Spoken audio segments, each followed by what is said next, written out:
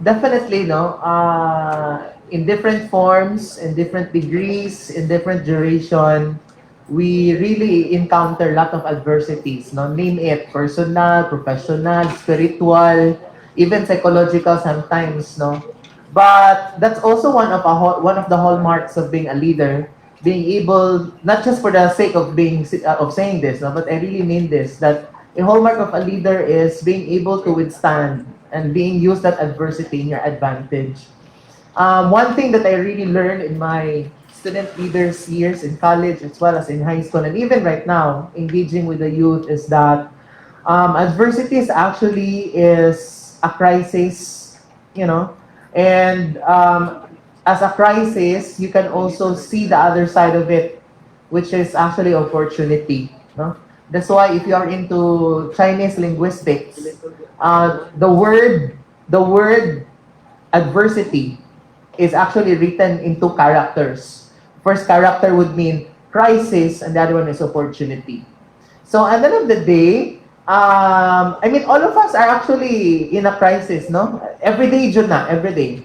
But we just have to choose to see the positive side of it, what opportunity it can actually bring you. Look at the pandemic, no? Sharings of Sir Hanz, our activities were challenged, and essentially, we also found an opportunity that we can even reach more using technology.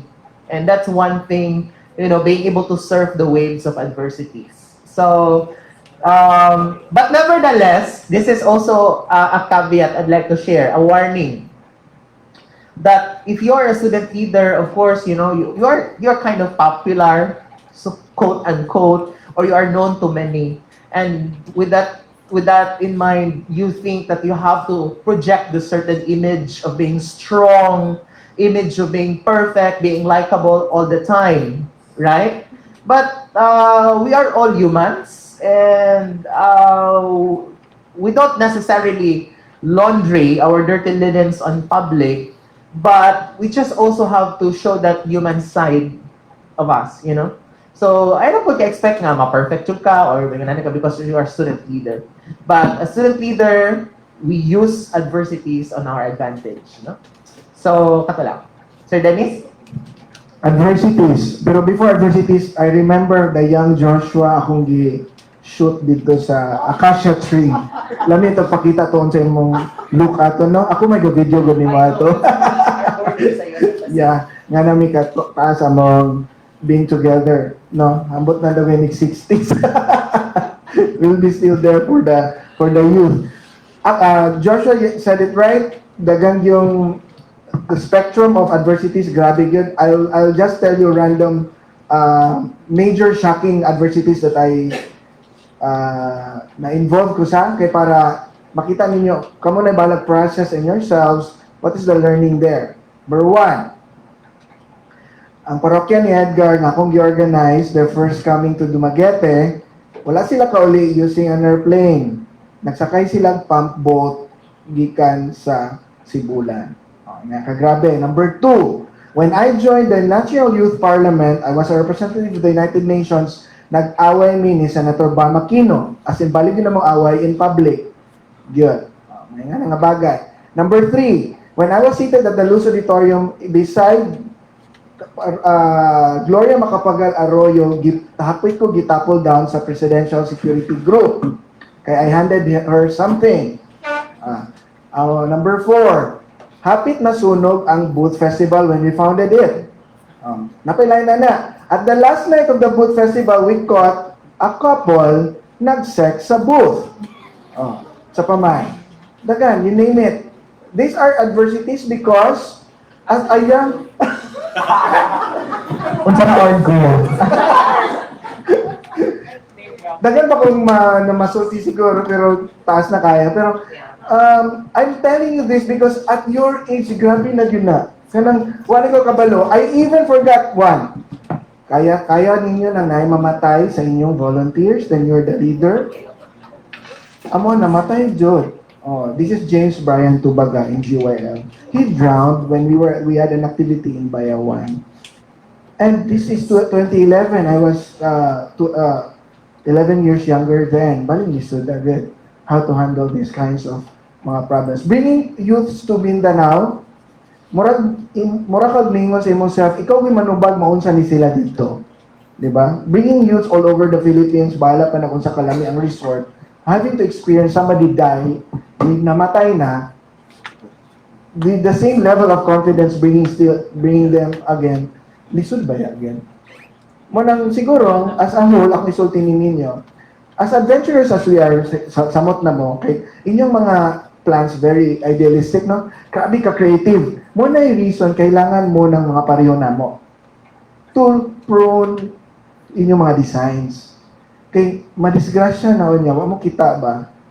Munang we allow you to be creative, kami ang bahala sa pagnato. Ready na ba ni? Okay na ba ni nga part? Para at least ma-counter check man lang. Oo. Nga na siguro kay kuya kayo ng the adventure of student government, then ang ending din, magkautang-utang, makakiyaan. I mean, you're the one signing for this one. But ang ako pong diganahan, on the other side of this, I'm sorry to be very biased to Silliman student government, it was beauty of being given the freedom. Usay magul kayo ko in my experiences with other student governments na ultimo pag-attend og forum manangit pa silang administration.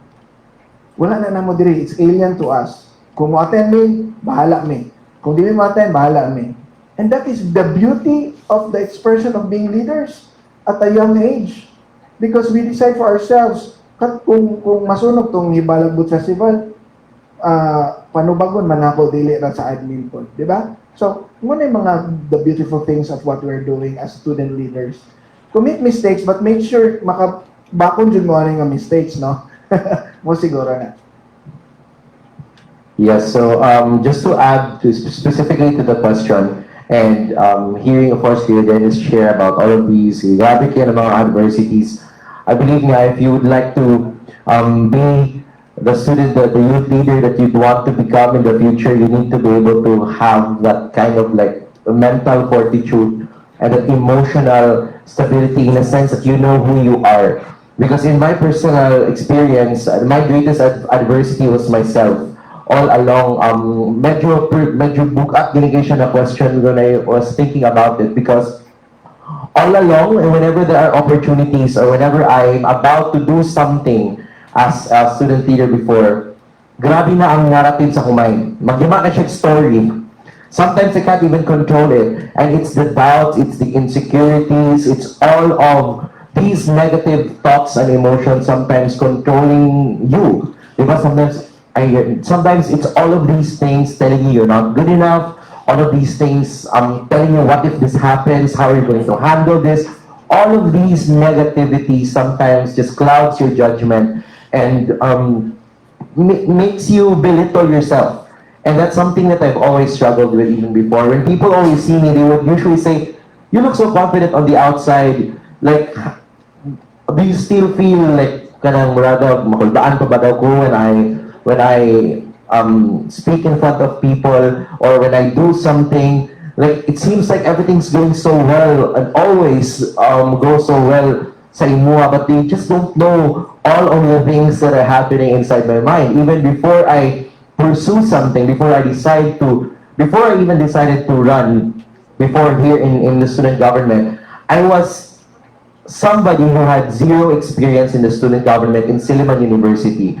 And then immediately I was asked to run for the highest position in the campus. So you can only imagine the days that I would spend thinking about my decisions, and always, in many nights I would feel like I needed to decline and refuse because I knew and I was convinced that I wasn't good enough for that position. It was always that. Whatever the reason nga kung think, maybe because of course, first, the lack of experience. Second, I was afraid of the people.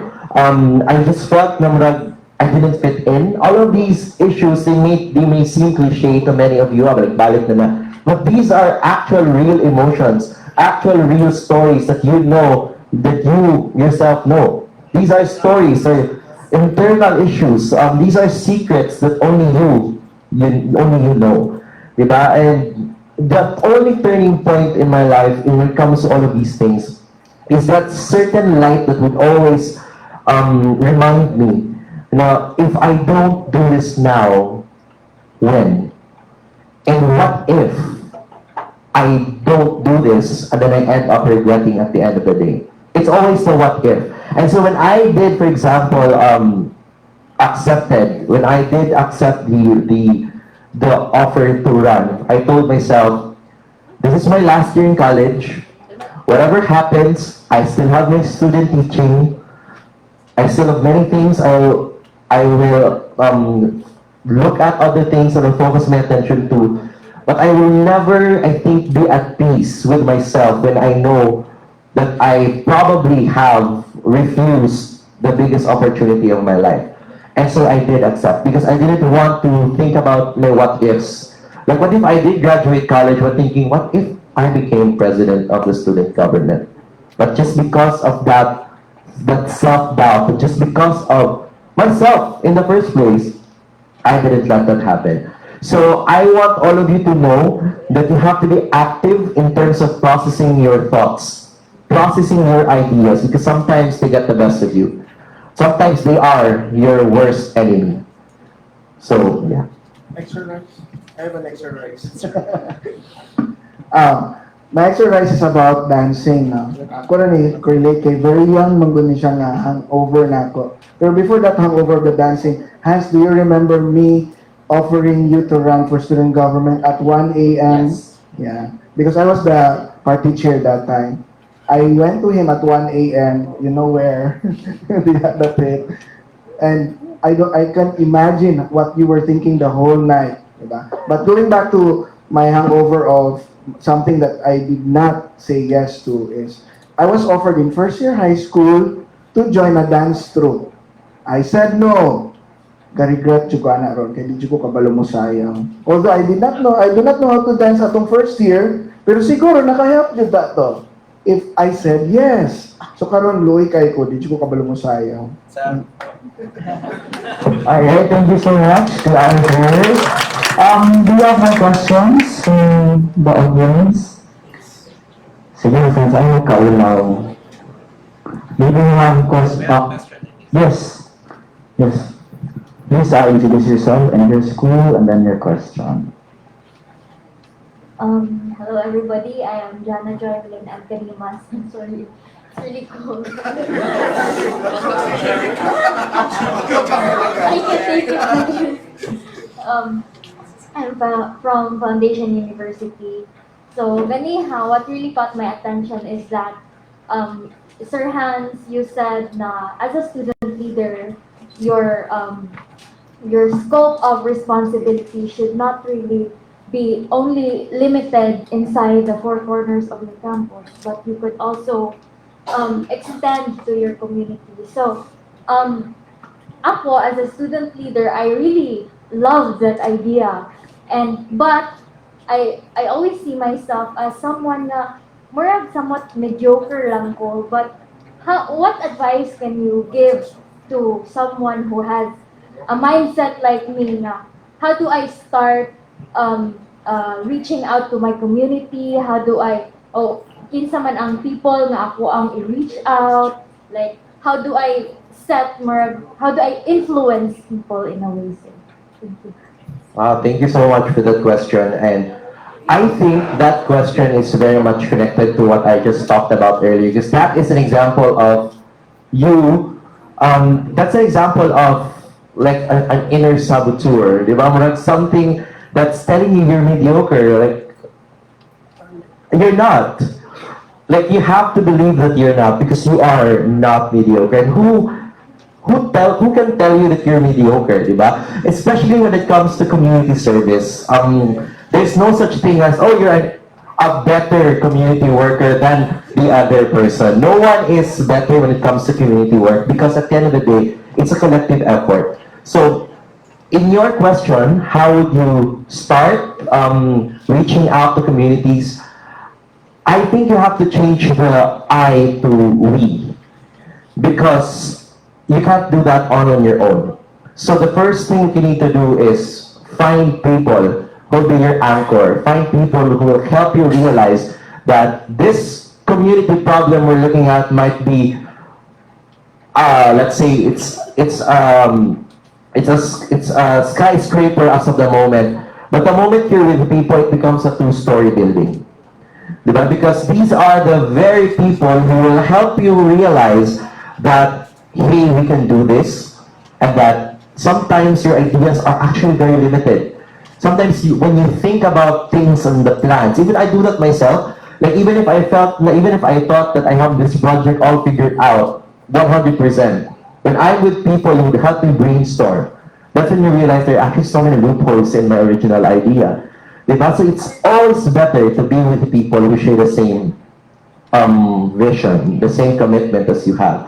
So that's my first step, because I also had the same issue after I graduated. Of course, all of my colleagues from the student government, they're all on their individual paths. I was left alone here in Dumaguete City, specifically in Silliman, so the nostalgia of being in Silliman and, oh, I was a student last year and I'm not. So I had an idea. So it got into me for quite around 2 or 3 years. I had a problem with my idea, because I wanted to be out there. But that's the usual thing. You wanted to be effective right away. You wanted to be impactful right away because you're still fresh from college. All the ideas are there, very idealistic, so on and so forth. But then I had no one with me, because everyone was also still trying to carve their own individual paths. And so I gave it time. And sometimes it's the opportunities that are given to you that would lead you to the right people. Besides sa iyong love life. Diba? That's true. So, ironically, when I accepted, the only frustration I had with student government was that when I became president, you're not supposed to be super hands-on with activities. So imagine na frustrate ko because I wanted to be hands-on organizing Miss Silliman, or I wanted to be there, like really there, organizing the cheerleaders competition. As the SQ president, Christian, you're just there waiting for complaints, and you have to face complaints. That's it, and then it's fine. That's all you do. And especially during my time, I appointed a Miss Silliman chair who was a senior in high school, so I felt that it was not my place to butt in. So when I was already teaching, I was given the opportunity to handle Miss Silliman. I said, can I? Is that even possible? Said, yes, sir, if you enroll in grad schools. Okay, I will use my grad school just to be able to handle Miss Silliman. And so I did that in 2017. And that's the start of when I was able to meet people, even a lot younger than me. Now, just like Kuya Dennis, like he met people a lot younger than him. So something like that. So that's when it all started. So give it time. Do not be too harsh on yourself. Okay? There's no such thing as, you have to be effective tomorrow for community work, or else you're not going to be there at all. So give it time. Just be kind to yourself and never tell yourself that you're mediocre, because you're not. Alright, thank you so much for that, and thank you so much, of course, to Miss Ma'am, last the question, I forgot her name, I'm sorry. Maybe we have time for one more question. Yes.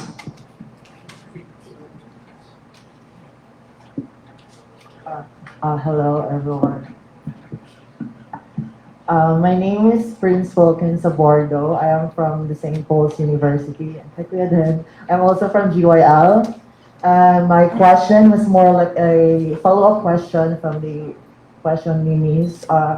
As what Kuya Joshua said about his answer, he said that we need to maintain a positive image, right? Yeah. And amidst adversities, doubts, how do we maintain this, Kuya, and what are your coping mechanisms to the adversities that you mentioned? Right. In organizations, especially right now in the capacity I am at, in a much more professional organization, when you become a leader, you actually is a source of energy, even sets the mood, or sets the direction. So I think it's very important that not necessarily becoming superhuman, but I think it's important that you're able to convince, and exhibit that hope, among your constituents or your members. So I think the first step there really is, number one is you have to acknowledge that there is a problem. Because you cannot just give or pacify people just for the sake of appeasing them. Okay na, there's no problem. There's no issue at all.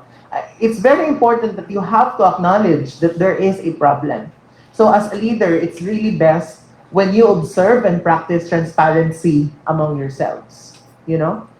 Because if there are times that we as leaders, we want to just conceal things and we just to keep it with us and hoping one day that we're able to solve it.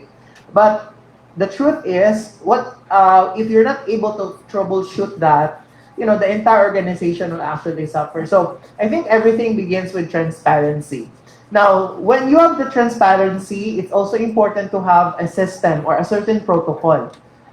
For example, if meron kang problema, what would be the protocol for that? Will that necessarily go to the president right away? Or you have to deal that at the committee level first?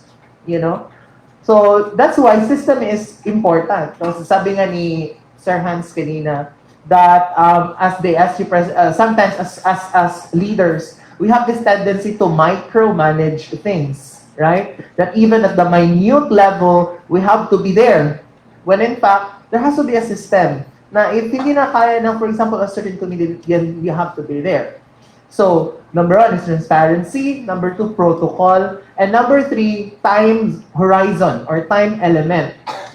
It's important that you give yourselves an exact time or a maximum time kailan nyo masosolve ang problem. Because you cannot just let a problem stay there and just, okay, give it time. No, I think it's important that you have to give yourself a deadline. That we have to more or less solve this. If it's just a simple miscommunication, then we have to solve it over the day. Let's not part ways without talking to each other. Or, very common. We don't talk to each other anymore. Kaya wala siya taga-cheese bread or sa ba?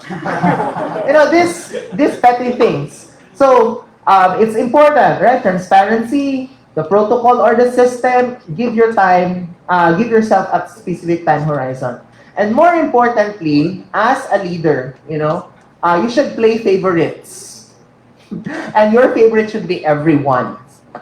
Okay? So make them feel that you truly are a leader, that wala kang pinapanigan. Because sometimes we feel as members, parang, mas preferred niya si Kuan. Ma-question, we tend to question ourselves for, basig mas maayo siya, o sa budget. But sometimes as leaders, we have to be sensitive also to others to make them feel that they are actually being also given attention to. So those are the specific points I can give. We can use the sa pamailain. And kanipon, I think last one that I can share would be mindset of the group. Importante dyan na siya. So because if you don't have that mindset in your group, you won't be able to, address all those things if you don't have the same set of minds that you have to achieve this goal. And I think a gift that some leaders don't, some leaders have, it's the gift of foresight. Are you familiar with foresight? Being able to envision things that could occur in the future. So as a leader, if you already have that foresight, you will be able to include that in your plans and preparation. Well, it takes time to develop that foresight, but it's also important.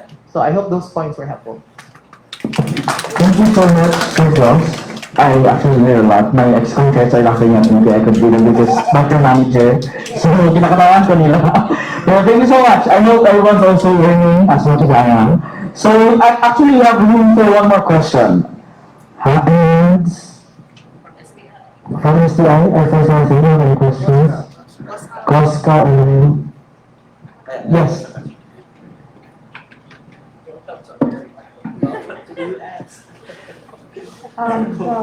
Good morning, everyone. So, hi, I'm Manila from STI College.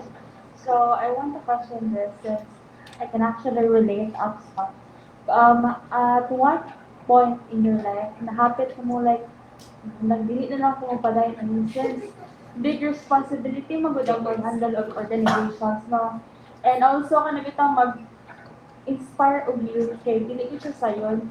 Most especially if makaingon ka na, like, or hypocrite kay ko kay na akong sometimes sayo, and wala ka ba, pero hindi na ko bagay. So, yeah. So, at what point na-overcome na ninyo? I'll start kay, I'm the 40 years old. By age ni. Dagan man kay dagan makong gitukod. So the pinaka down siguro nako when I started my first organization, which is now 29 years old. It's a fraternity. I founded it at 13 years old. And who would have thought, mabot 30 years old na next year. In the span of that 29 years up to today, there were moments where you will tell yourself na may piwa na lang ka nagsugod, may nga bagay. Because it includes financial, personal, energy, and you don't have the, kanabang, pareho po ng relationship. Ano po ng relationship? Just look at it as a relationship because it's actually a relationship when you have with the community and with your members. It goes beyond you, especially if you're the founder, you know. It goes beyond you nga, saan yun na lagi ng members ay nagsiging gilabot dira or ay nagtingog kay you're the symbol, kumbaga. So, it becomes very heavy for you in those moments of your life because mayroon po kasi mo self na may paidili na lamang padayon, no? But you cannot do anything about it. Di man po ka pwede mo undang kay you're the founder. You'll always be considered as their father, right? So, these moments is like a relationship where in fact, dili man tanan honeymoon. And you don't get to have that spark every day for everything that you're engaged in, right? Even in a 1 year's time for student government, daghan jud kayo nga moments when you'll tell yourself na, yeah, it happened to me. I told my mother to lock me in my own room, kaya na may murag lock sa gawas, because dili gini mo mapigilan mo sa for the love of the organization to be there. But sige lagi kay dili lagi bawal, micromanaging na pod. And what I've learned moving forward from the fraternity to a community org where I founded Gaba-an Youth League is the moment that you will realize that you're not Superman. So every part of me that I can't, number one is dancing, I will find that person. That is why we discovered dance. We had a lot of community leaders with us, and it became so powerful. Now imagine we have only like 20 to 30, right, people in a year, but can handle national events. Mas dagan pa may activities for the government because in 1 year's time, we have 100 to 120 activities, big and small. As big as 6,000 participants, as small as 10,000 people. Those kinds of projects. And an average of 2 to 3 activities per week for GYL. So imagine ka ng among GC, mahubog ka dagang, asa ko na bilong ato? Asa ko gi-assign? Nami road manager. Sa sobrang kadagan ng mga activities. Kaya may matalang naman ka. So going back to these kinds of moments, I think the question was more on affirming na nabagay nga ng moments. So, kung may venture kagingani, naagil baling dagana, magbaha, but I tell you, it's worth it. Yan. Kana mga gagmayng bagay nga hilakas imong mga kauban, dili na ka na mabother because of the experiences, of the tons of experiences that you have with you. This becomes armor to you and morabag and guys to those younger than you. So by age man so if tama ko si Hanz. Ouch. Ouch. Sige, yeah, I'd just like to also connect lang sa kang Kuya Dennis, no, before I can still vividly remember, I think the first role I had in GYL was the logistics. Okay, and then the first na ko experience, kaya I think it was for, dito siya sa DEF. Basta kaya logistics, ako dito sa mga galon, inaanap pa rin ko, di aning leader ka. So ako na dala sa tanan ng mga props. No, so I didn't probably initiation lang to ni Kuya Dennis. But going back to the question, yeah, daghan, no? It's like when you are a student, leader, you're a youth leader, even an advocate, there are phases you go through in life. So just like what Kuya Dennis said, you don't always have the spark all the time. In my case specifically, because I'm a person who wears a lot of hats almost every time, and it has been my kind of like personal hustle that if I do something, just only one thing in a routine basis, I don't get inspired. So that's something I learned with teaching. I was so passionate about becoming a teacher that when I already became a teacher, I realized that being a teacher is also boring. Because I do the same thing every single day of the week until the school year ends, and then here we go again. That's the life of a teacher. Although I enjoy the interactions I have with my students, actually one of my former students is here. No, I enjoy the interactions of my students every single day because it's a different story every time. Notice these are students who have different stories to tell, who have different moods every day as well. And also you, I have a different mood sometimes every single day. But it's a routine. So I tend to extend myself in a lot of things. So I'm active in theater. I also do hostings at the side. And these are things that I always do every single time because I feel that these are the things that also fuel me. Because if I feel like I'm not really that passionate this week in terms of my teaching, I have something to look forward to and wait until my inspiration meter for teaching goes back up again. So that's my usual hustle. That's why people always tell me, when will you ever rest? It seems like you're always doing a lot of things every single week. You're not just staying put in like teaching. And I tell you at some point I did think about and stopping like my community work and just focusing on teaching, because teaching in itself is community work, I believe. It's you extending yourself even beyond the call of your duty to make sure you give the best to your students every single day, right? But I felt that it was already a part of my identity. So although at some point I wanted to stop, I found myself wanting for more, and I found myself, looking for opportunities to extend myself beyond the four walls of my classroom. So at the end of the day, it all goes back to knowing who you truly are and what you really want to do. Because and in those moments of like doubts, in those moments when you feel so down and you probably would want to end this and that, always think about why you are here in the first place. Why are you a student leader in the first place when all of your classmates are just at home? TikToking and just waiting for the next post on Instagram of their crush. So, why are you here? Diba? I'm experiencing the cold of the US. So, it all boils down to the why. Because if you remind yourself from time to time, like what I do, I can get through that certain phase and then move on to the next thing. Okay, so yeah, I think they have solidified that point of really being able to continue, despite on that edge. But siguro, I think they've shared enough on that aspect. But maybe I'll share tips how you can get over when you are at the verge of deciding to finally stop everything, and just be, focus on your academics, or in our case, just focus on the things that we are actually paid to do, like teaching, Kuya Dennis, ICT manager, so on and so forth. Well, in student leadership, or even in what kind of thing you do, getting tired is normal. Kapuyon jud mo actually. Tanan jud, kapoy na maglingkod ra ana. But I think the reflective question there should be, ano kung gikapoy? What have I done? So for example, you were tired essentially because you have done organizing an activity, you have attended a summit, you have done your homeworks, you have helped in your household chores. Then I think that's a very meaningful tiredness. And you have to be grateful for that. You have to exude some sort of gratitude to that. Now, thank you, Lord. I was tired because I was able to do this. So there has to be a reflective process also when we are tired, because we are tired for something good.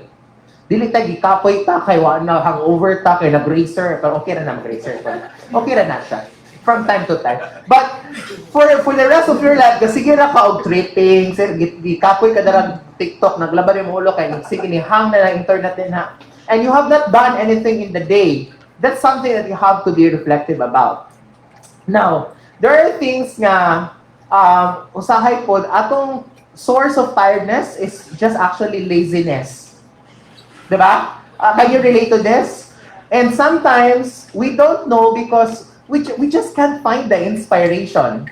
Or sometimes the idea is in the mind, but we don't have just the push to finally do it, right? So there's specific techniques. No, one of the things that I've learned really is the 5-second rule. Have you heard of the 5-second rule? You just have to count 5, 4, 3, 2, 1, and finally do it. Okay?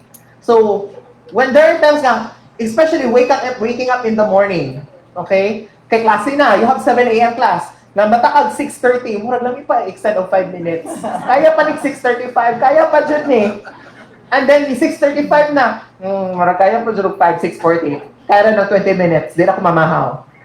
But when you are in that dilemma, count 5 seconds. Use the 5-second rule. 5, 4, 3, 2, 1. Lang lalapit ha. Extend. Or sometimes, you just have to, off your bed. You can do it. Try it. It's effective. Number 2, as student leaders, I think to counter that possibility is, because sabi ni Sir Hanz, there are chances or there are, especially when you're so energetic and when you love to be involved in this committee, food committee, you want to be the DUPA, no? DUPA committee. Oo. Dua Lipa committee. You are spreading yourself too thinly. Okay? Spreading yourself thinly. Ako na, no? Like ako na. Pila ka sections, pila ka overload. I'm teaching College of Ed. I'm at the senior high. I'm also teaching at the graduate school, doing my 2 businesses, doing a lot of things, no? But it's a matter of making your to-do list all the time. So, before you sleep, make it a habit to write your things to do by tomorrow. Dili kay pagmatas og maunsa ganito. Wala ka kabalo sa imong day. You have to end your day by beginning your agenda of tomorrow's. And daghan pa kong ika-share, but I think the last thing that I share today is very simple. Fixing your bed. Do you know that a study has been done by Harvard about fixing your bed early in the morning? Now, we have found that in a 10-year study, those people, after waking up, and then they immediately fix their bed, their day will also be very disciplined, very guided, and it will be very organized. Versus those people who will just say that I'll fix my bed after taking a bath, or after eating my breakfast, or not at all. So see, the little habits that we do every day will have a very impactful effect on the rest of our activities, So those are the tips, specific tips that I can give. I hope they're helpful. And at the end of the day, what really makes us, be in the leadership trail is just be happy. Diba? Because a happy person does not easily get tired and is always disposed to do good. Okay? Alright, thank you so much once again to our speakers, and thank you so much, sir, for the question. I believe that closes our open forum for this morning. I hope you're able to learn, I'm certain, you're able to learn a lot from our shares for today. Can you please give them one last round of applause, please? Thank you, Sir Hanz, Sir Josh, and Kuya Dennis. Alright, so before, I think we can go on a quick break para we can take some breaks, water breaks, and everything else. After the break, we'll be having our closing segment. We call it, What Do You Think? Basically, everyone of us will be given a chance to speak about what we think of the youth and what we think the youth can do today. So, we just have to complete the statement, the youth is ... And then, probably we can end by sharing meetings Happy International Youth Day. So we'll do that after the quick break. So we're going to take 5 minutes. Yeah, 5 minute 5 minute break. Picture put after, later. Alright, before we do the one day. Alright. So we'll have a 5 minute break, and then when we come back, we'll do the what do you think segment. So during the break, you can think now how you want to complete the statement. Again, the youth is, yeah, it can be just a sentence or two. What the youth is, dot, and then probably you can end it with Happy International Youth Day. Is that clear, everyone? Alright, 5 minutes starts now, child. You can now take a quick break. Thank you. Ay, we have snacks here, my friend. So, yes, to your right.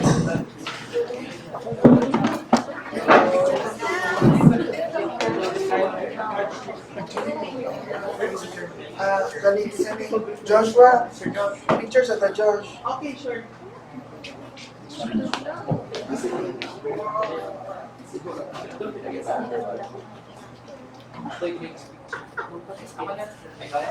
Madam Raylene, join us. Ma'am Ren, join us. Makagubad ka sa dalis. Kanina na Judy.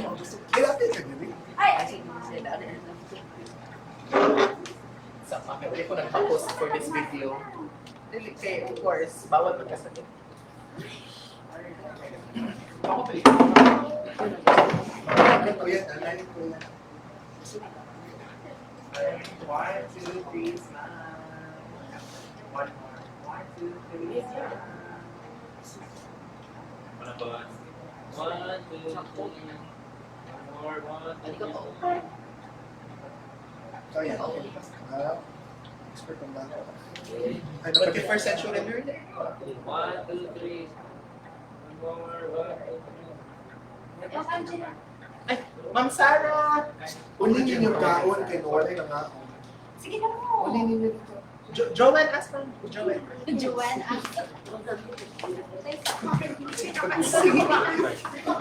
Kasi kaguba. Props. 1,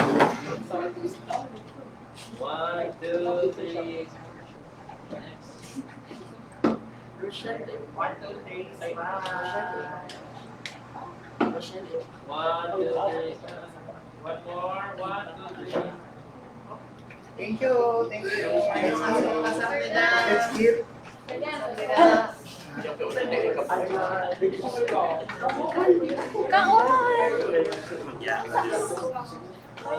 Okay, let's eat. Naka-clean na yung t-shirt? Wala. Wala pa.